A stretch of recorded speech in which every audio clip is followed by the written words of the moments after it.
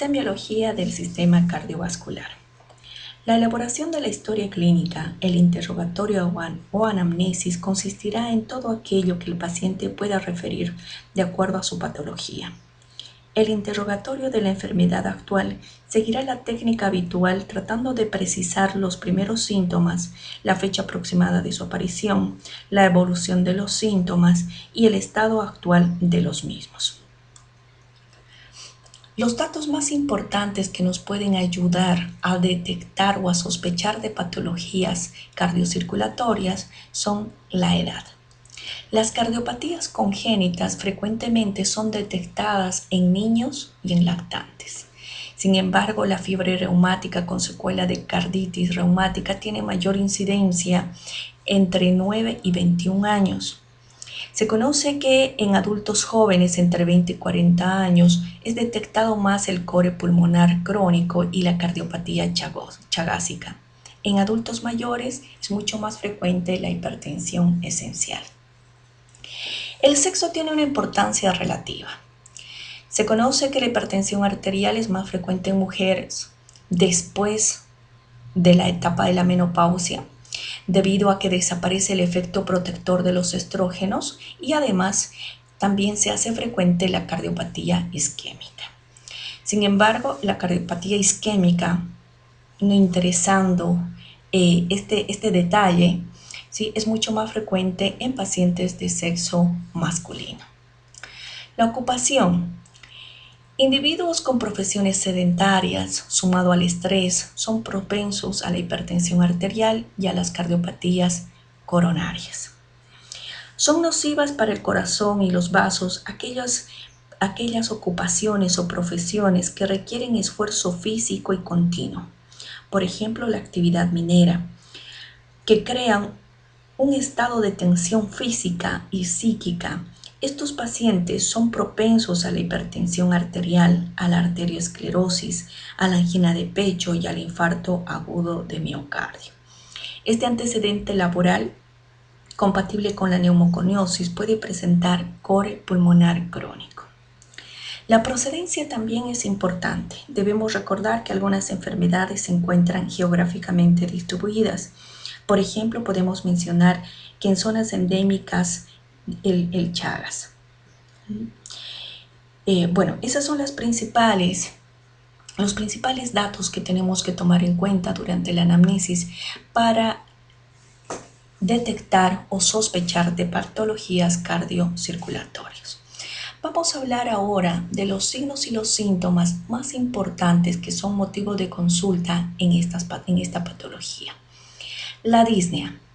La disnea del paciente cardíaco tiene como causa principal la disminución de la expansibilidad pulmonar y de la capacidad vital por la congestión sanguínea pulmonar, es decir, ¿sí?, a una éstasis sanguínea pulmonar. La disnea del paciente cardíaco es mejor clasificado por una disnea evolutiva, ¿sí?, tomando en cuenta la evolución clínica de la patología. Se clasifica como disnea de grandes esfuerzos cuando el paciente presenta dificultad respiratoria a grandes actividades o ejercicio físico. Disnea de medianos esfuerzos cuando el paciente realiza actividades medianas como caminatas, llevar pequeños pesos. La disnea de pequeños esfuerzos cuando el paciente tiene o presenta disnea ante actividades mucho más pequeñas como, por ejemplo, hablar, peinarse, atarse los calzados, deambular pequeñas distancias como del cuarto al baño. ¿Sí? Esas son las que llegan a determinar la disnea de pequeños esfuerzos. Y la disnea de reposo cuando el paciente presenta esta dificultad respiratoria permaneciendo en decúbito. Y pese al decúbito y cuando el paciente, además de tiene que sentir disnea, tiene que adoptar algunas posiciones antiálgicas o antidisneicas, recibe el nombre de ortopnea. Aquí podemos observar una imagen de un paciente en actitud ortopneica que se encuentra sentado en el borde de una cama o camilla con las piernas colgadas, los brazos extendidos, el tórax proyectado hacia adelante para mejorar la expansibilidad torácica, un paciente con insuficiencia cardíaca. Otro signo característico de la patología cardiocirculatoria es el dolor precordial. El dolor precordial se presenta debido a la escasez de las fibras nerviosas dolorosas en el miocardio. El dolor es superficial y diferente a otros tipos de dolores. Se caracteriza porque es un dolor isquémico de tipo opresivo que se localiza a nivel retroesternal, se puede irradiar a ambos hombros, de preferencia hacia el lado izquierdo, a la mandíbula y a cualquiera de los brazos. También se puede presentar palpitaciones. Normalmente el latido cardíaco no es percibido. Sin embargo, las palpitaciones son la percepción consciente de los latidos cardíacos reconocidos como los golpes precordiales.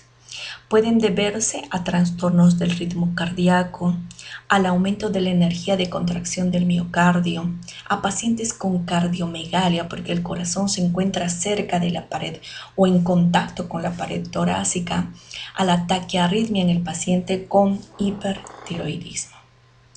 Otros signos y síntomas son los mareos, la lipotimia y el síncope. Son síntomas que están relacionados con el bajo flujo cerebral. Los mareos y la lipotimia no se acompañan de pérdida de conciencia. La lipotimia es referida por el paciente como un desvanecimiento, desmayo. El síncope, sin embargo, es una pérdida del conocimiento que puede o no acompañarse de convulsiones, con una recuperación o muerte, y que se debe a isquemia cerebral por paro. Otro signo característico de la patología cardíaca, un signo muy importante, es el edema. Un signo muy importante en los pacientes cardiópatas. Se presenta por insuficiencia cardíaca derecha o por hipertensión venosa sistémica. El edema, dependiendo su gravedad, puede llegar a clasificarse. Aparece un signo muy característico denominado el signo de Godet o el signo de la fovea, que se clasifica en 4 grados. El de primer grado, representado por una cruz, se caracteriza y vamos a poder observar una leve depresión a la digitopresión, sin distorsión del contorno y la desaparición inmediata cuando se retira el dedo. El de segundo grado, representado por 2 cruces, se caracteriza cuando a la presión digital se llega a obtener una depresión de 4 milímetros y que desaparece aproximadamente a los 15 segundos.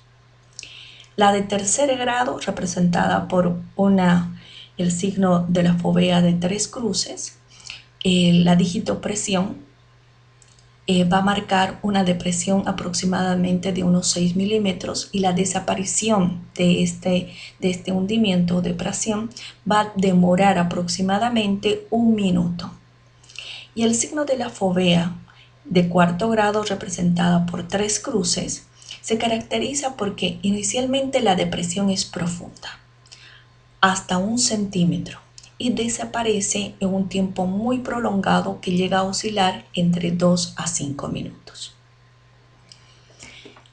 Otro signo que caracteriza la patología cardiocirculatoria es la cianosis. La cianosis se caracteriza por la coloración azulada de la piel y las mucosas debido a un exceso de hemoglobina reducida en el lecho capilar, que es mayor o supera a los 5 gramos por decilitro. Generalmente, la cianosis distal es la más característica de la patología cardíaca. Otros síntomas extracardiológicos. Está la cefalea gravativa. El paciente puede presentar tos y hemoptisis. una sensación de plenitud gástrica, anorexia, náuseas y vómitos, oliguria, nicturia, alteraciones de la visión, alteraciones de la audición, son signos y síntomas mencionados por pacientes que son considerados como síntomas extracardiológicos. Vamos a pasar al examen físico del tórax. En el examen físico del tórax, es importante la auscultación del corazón y de los grandes vasos y de las áreas o focos de auscultación. Recordemos los focos de auscultación cardíaca. Tenemos el foco mitral, que corresponde al área apexiana. Es donde mejor se escuchan los ruidos generados en el aparato valvular mitral, no debido a su proximidad, sino al mayor contacto del ventrículo izquierdo con la pared costal. Se encuentra en el quinto espacio intercostal y la línea medio clavicular del lado izquierdo. El foco aórtico. El foco aórtico está localizado en el segundo espacio intercostal y la línea paraesternal derecha. Como corresponde a la zona, se proyectan los ruidos valvulares aórticos. El foco pulmonar. El foco pulmonar, localizado en el segundo espacio intercostal y la línea paraesternal del lado izquierdo, donde se perciben mejor los ruidos de la válvula pulmonar. El foco tricuspidio. El foco tricuspidio corresponde a una proyección de los fenómenos acústicos de la válvula tricúspide por el ventrículo derecho a la porción inferior del esternón. Se encuentra en la base del apéndice sifoideo y se extiende hasta el borde esternal izquierdo y derecho hacia abajo. Por último, tenemos el foco accesorio, foco aórtico accesorio o mesocárdico de Erf, ubicado en el tercer espacio intercostal al margen izquierdo del esternón y corresponde a la proyección hacia el ventrículo de los fenómenos acústicos valvulares aórticos, en especial dependientes de la regurgitación valvular. Esos son los focos de auscultación cardíaca. Los ruidos cardíacos normales, habitualmente en un sujeto adulto, solo se llegan a auscultar el primer ruido, reconocido como R1, y el segundo ruido como R2. El tercer ruido es frecuente encontrarlas en niños y R2 también en niños, pero muchas veces en pacientes infantes febriles.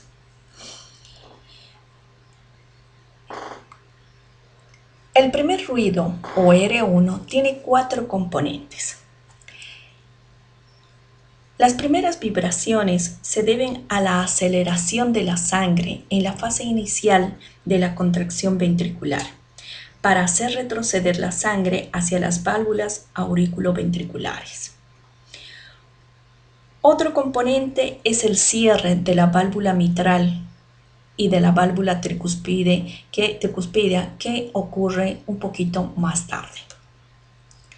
El tercer componente es la presión intraventricular, que se eleva y la sangre se eleva hacia la válvula aórtica. Y el cuarto componente es la turbulencia de sangre que se origina una vez abierta la válvula aórtica. Estos son los 4 componentes de R1 que originan el primer ruido.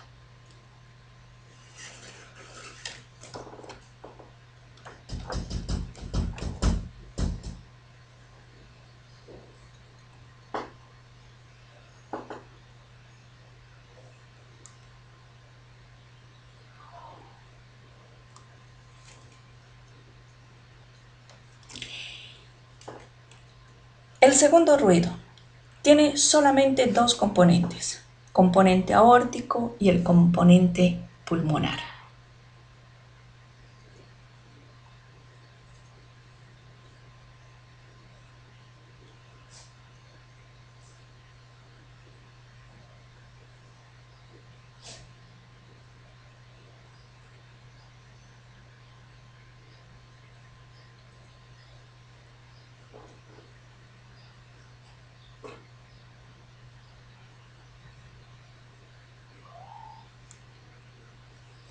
Fisiológicamente, la sístole termina un poco antes del R2 y la presión ventricular disminuye en consecuencia. Hay un retroceso de la sangre de la arteria al ventrículo que es detenido por las válvulas sigmoideas que se cierran y se ponen tensas, generando oscilaciones acústicas que corresponden a R2.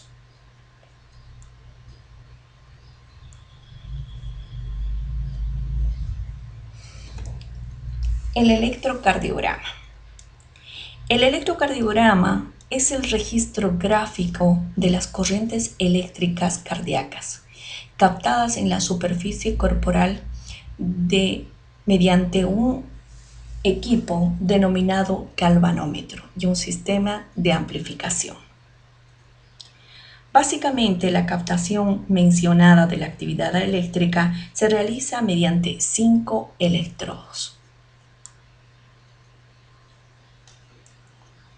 4 de estos electrodos son colocados en las extremidades superiores, izquierda y derecha, y la extremidad inferior del lado izquierdo.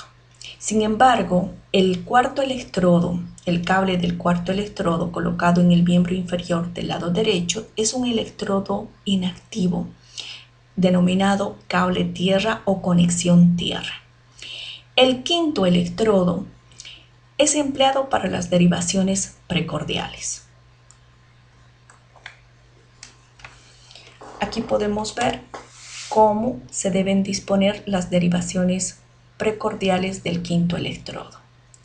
B1 está localizado en el cuarto espacio intercostal del lado derecho, B2 en el cuarto espacio intercostal del lado izquierdo. Para colocar B3, primeramente debemos colocar B4, que está localizado en el quinto espacio intercostal izquierdo y la línea medio clavicular. Y para colocar, como les había anticipado, B3, vamos a trazar una línea y en la parte intermedia entre B2 y B4, y vamos en la parte intermedia vamos a colocar B3. B5 está localizado horizontalmente sobre la línea, horizontalmente a nivel de B4, que es el quinto espacio intercostal y la línea axilar anterior del lado izquierdo. Y B6 está localizado en el quinto espacio intercostal y la línea medio axilar del lado izquierdo. Los dejo con una proyección de un video donde nos enseña de forma detallada cómo se debe realizar un electrocardiograma.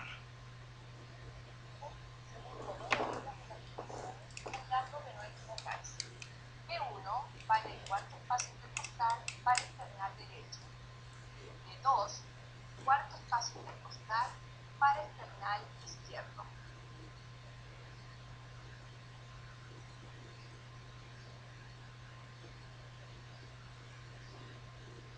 B4 en el quinto espacio intercostal con la línea medio clavicular. Ya anda.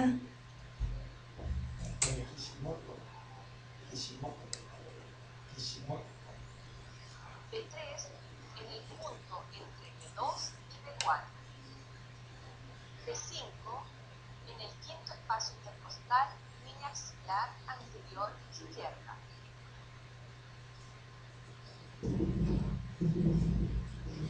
Y B6 en el quinto espacio intercostal, línea axilar media izquierda.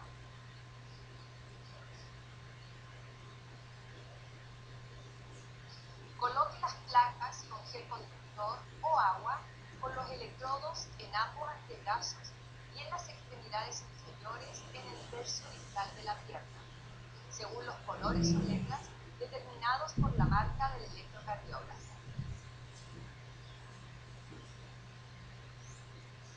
Las placas en las extremidades no se deben colocar sobre superficies óseas, solo sobre zona muscular. Entonces, los miembros superiores deberían colocarse con la palma hacia arriba, lo que facilita la postura del electrodo por comodidad del paciente. Además, en la parte anterior suele no haber dedos. Encienda el equipo y verifique estandarización automática. Chequee la velocidad estándar requerida del papel. Puede tomar el electrocardiograma en forma automática o manual. Verifique que el trazado esté completo y de buena calidad. Una vez esto, apague el electrocardiógrafo. Retire el papel con el trazado del equipo e identifique las 12 derivaciones.